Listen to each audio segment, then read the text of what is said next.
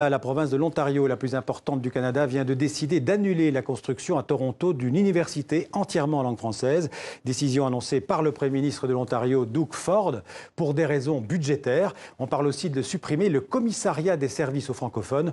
On va partir à Montréal pour retrouver notre correspondante au Canada, Catherine François. Alors Catherine, de quoi s'agit-il exactement ?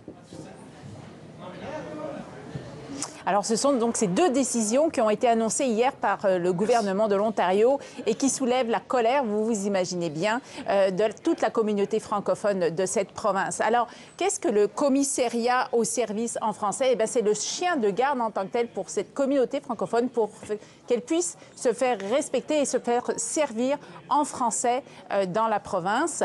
Le projet de l'Université de l'Ontario français, donc, sur lequel on vient de mettre cet arrêt, eh bien, ça faisait depuis plusieurs années qu'il était en branle et l'université en question devait ouvrir ses portes en 2020. Alors, c'est un tollé ici de protestations, de critiques, de dénonciations.